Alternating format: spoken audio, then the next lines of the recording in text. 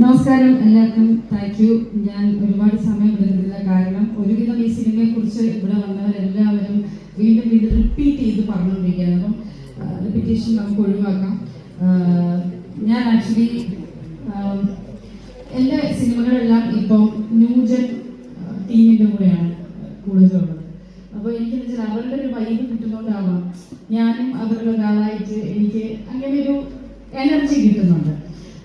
ഞാൻ ഒരു കാര്യം ഞാൻ പറയാം, ഈ നിൽക്കുന്ന 5 പേര് ഭാവിയിലെ സൂപ്പർ സ്റ്റാർസ്.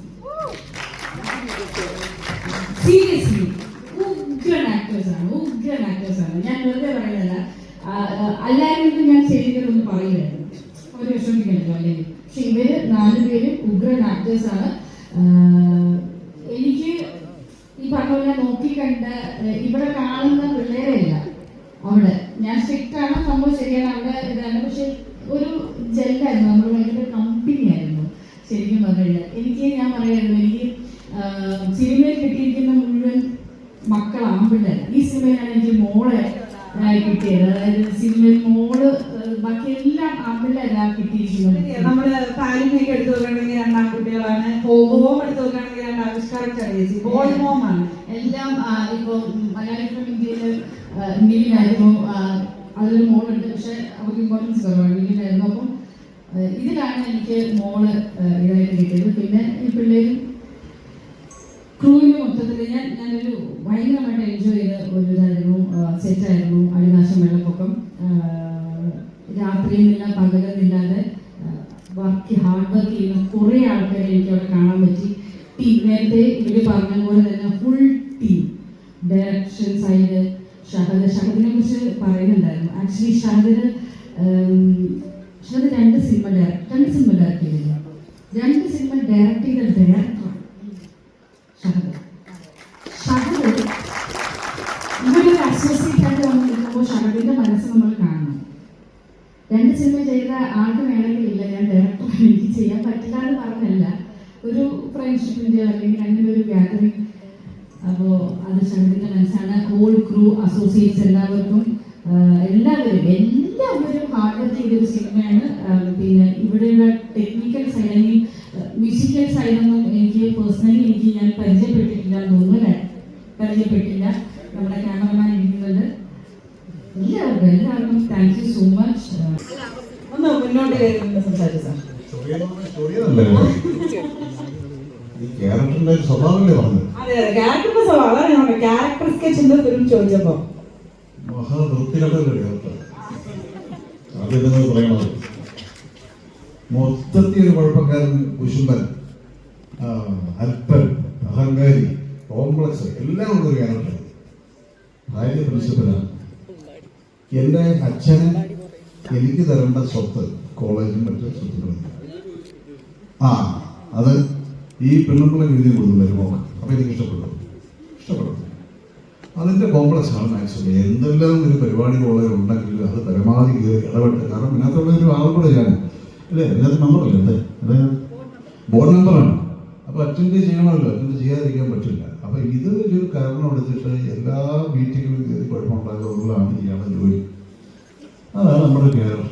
അപ്പോൾ അതിനകത്ത് ചിലക്ക് തമാശ എന്ന് വേണമെങ്കിൽ പറയാം. ചില കുഴപ്പക്കാരെന്ന് പറയുമ്പോൾ വില്ലനല്ല എല്ലാത്തിനോട് കാണിക്കുന്ന സംഭവം. ഇതാണ് എൻ്റെ ഒരു കഥാപാത്രം. ഇനി എന്താ ചോദിക്കാറ്? ഇനി ഇല്ല, നമുക്ക് ക്യാരക്ടർ സ്കെച്ചാണ് അറിയേണ്ടത്. അത്ര തന്നെ അങ്ങനെ വരുന്ന ഒരു കഥ മാത്രം, അത്രേ ഉള്ളൂ.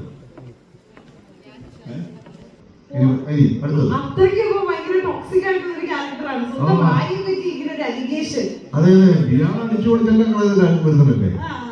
ഏത് കിട്ടിയാലും അടിച്ചു പൊളിച്ച് കളഞ്ഞ് മറ്റേ വൈരാഗ്യം തീർക്കാണ്.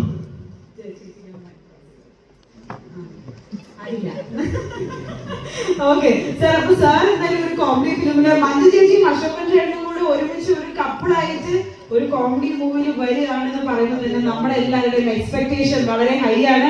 നമ്മളെല്ലാവരും ചിരിക്കാൻ വേണ്ടിയല്ലേ, ആണെങ്കിൽ ഒരു വലിയ കൈ. ഇതിൽ വേറൊരു രഹസ്യമായ ഒരു നീക്കം നടന്നിട്ടില്ല. നമ്മളൊന്നും അറിയാതെ ഇവരൊരു ഐറ്റം സോങ് ഇവിടെ ഷൂട്ട് ചെയ്തു. അതിൽ നമ്മുടെ ഡയറക്ടർ അഭിനയിച്ചിട്ടുണ്ട്. എന്നിട്ട് നമ്മൾ ഞാൻ വന്നത് പറഞ്ഞില്ല, അവര് പോയത് പറഞ്ഞില്ല.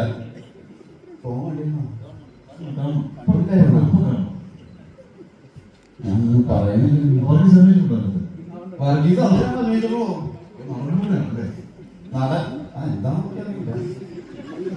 ഇവര് പെൺകുട്ടിനെ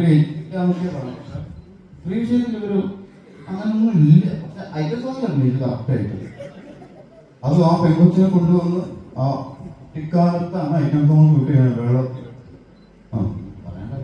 നമ്മൾ അത്രയും രൂപ അവിടെ കിടന്നിട്ട് മറ്റ് സോങ്സ് കളിക്കാൻ താല്പര്യമില്ല. അതിന് വേണ്ടിയിട്ട് ആ ക്യാരക്ടർ അങ്ങനെ കൊണ്ടുവന്ന് ഞാൻ നോക്കുമ്പോൾ ജോൺ വിജയനാണ് കൂടുതൽ ചെയ്യാൻ. പിന്നെ ആകെ കൂടി ഒരു ദിവസം വീട്ടുണ്ടായിരുന്നല്ലോ. അപ്പൊ എത്രത്തോളം കമ്മിക്കാൻ പറ്റും നമുക്കറിയാം. അത്യന്തരം പറ്റും അല്ലേ? എന്താ ആളത്ര മനസ്സിലായിട്ടില്ല അമ്മ കുട്ടീനെ. അല്ല, സിന്ധു എന്ന് പറഞ്ഞാൽ നല്ലൊരു ഡാൻസറാണ് അല്ലേ മീനാക്ഷി? എന്ത് കേട്ടാ സിന്ധു ഡാൻസ് ഉണ്ടായിരുന്നു. Very good song. ഡാൻസ് നമ്മൾ കണ്ടില്ലേ? ക്ലാസിക്കൽ ഇങ്ങനെ നടക്കുന്നതൊക്കെ നമ്മൾ കണ്ടിരുന്നു. ഷൈലയുടെ എന്താ പുറകിൽ നിൽക്കുന്നത്? മുമ്പോട്ട് വരൂ, മുന്നിൽ വന്നിട്ട് സംസാരിക്കുക. അങ്ങോട്ട് വാ. അല്ല, നമ്മളിതില് നായകനായിട്ടുള്ള ക്യാരക്ടർ അല്ല കേട്ടോ ശരിക്കും അല്ലേ? പറയണം. നായകനല്ലെങ്കിൽ വില്ലനാണോ? വില്ലനാണല്ലോ എന്തായാലും. നല്ലവനായ ഒരു മനുഷ്യനാണ്. പക്ഷെ വൃത്തികേടാണ് ഇപ്പോഴത്തെ ഫാഷൻ. രക്ഷപ്പെടാൻ പറ്റില്ല. ഈ വൃത്തികേട് ഇല്ലാത്തത് കൊണ്ടാണല്ലോ ഒരിക്കൽ അല്ലേ? വൃത്തികേടും നല്ലതും വേണം, സമാധാനം. അല്ലെങ്കിൽ ഭൂമിക്ക് എന്താ പറ്റിയ ബാലൻസിൽ നിൽക്കാൻ പറ്റില്ല. സന്തുലിതാവസ്ഥ നിലനിർത്തണമെങ്കിൽ അതുകൊണ്ടാണല്ലോ മഹാബലിന്റെ ഒരു ഓണം നന്മ മാത്രം ഉണ്ടായാൽ പോരാ ഭൂമിയില്. കേൾക്കണം. ഓക്കെ, അപ്പം നമ്മുടെ എൻ്റെ ആർട്ടിസ്റ്റ് സ്റ്റേജിലുണ്ട്. നമ്മുടെ സേതു വടൂർ എന്ന് പറഞ്ഞാൽ ആദ്യം ഓർക്കും നമ്മൾ സേതു വടൂർ തന്നെയാണ്. അത് ഞങ്ങൾ തമ്മിലുള്ള ഒരു ഇതെന്ന് പറഞ്ഞാൽ ബാലന്റെ പടം മുതൽ പാതയം മുതൽ സേതു ഞങ്ങളൊക്കെ കൂടെ സേവിച്ചേട്ടൻ എന്ന് ഞാൻ പറയാത്തെന്താണെന്നറിയോ? ഒത്തിരി പ്രായം കൂടുതൽ തോന്നുന്നു വിചാരിച്ചാൽ എന്തായാലും വിളിച്ചു. എന്നോട് ഈ ഒരു പടത്തിന്റെ ഓഡിയോ ലോഞ്ച് നടക്കുന്നുണ്ട്. ഇതുപോലെ സുന്ദരന്മാരായ ഒരു മോണിക്കാണ് അടിപൊളി. ആ കുട്ടി നല്ല രസമുണ്ട്. എല്ലാവരും പ്രിൻസ് എന്നാണ് പേര്. പ്രിൻസ് എന്തായാലും ഈ പടത്തിലൂടെ തന്നെ നല്ലൊരു ഭാവി ഞാൻ ആശംസിക്കുന്നു. ഇത് നിൽക്കുന്ന എല്ലാവർക്കും എല്ലാവിധ ആശംസകളും നേരുന്നു. പടത്തിൽ ഞാൻ അഭിനയിച്ചിട്ടില്ലെങ്കിൽ പോലും ഇങ്ങനെയുള്ള പടങ്ങളെല്ലാം നമ്മൾ വന്ന് മാക്സിമം നമ്മൾ റീച്ചാക്കാൻ ശ്രദ്ധിക്കണം. കാരണം ഒരു പടം വിജയിച്ചാലേ അടുത്ത പടം എടുക്കാനുള്ള പ്രചോദനം പ്രൊഡ്യൂസർക്ക് ഉണ്ടാവുകയുള്ളൂ. അപ്പോൾ നമ്മൾ എന്ത് ചെയ്യണം?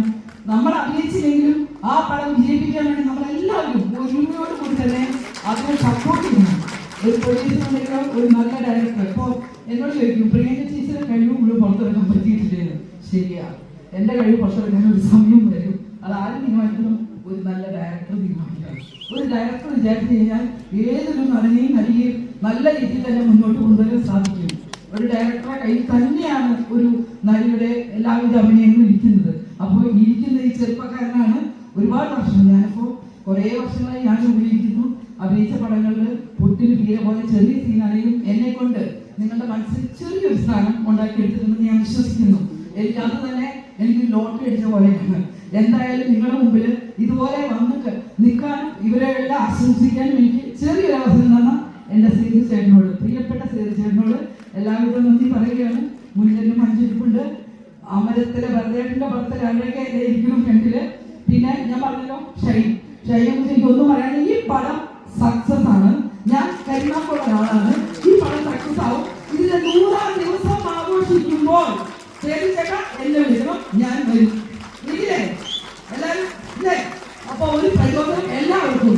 നമ്മൾ ആർട്ടിസ്റ്റുകളാണെങ്കിലും കൂടെ നിൽക്കുന്നവരെ നിൽക്കത്തില്ലേ, ക്യാമറ നിൽക്കണുണ്ടോ? ഇവരെല്ലാവരും നമ്മളിലുള്ള എന്തൊക്കെ കാര്യങ്ങൾ പുറത്തു കൊണ്ടുവരാൻ പറ്റും എന്ന് നോക്കി നിൽക്കുന്ന ആൾക്കാരാണ്.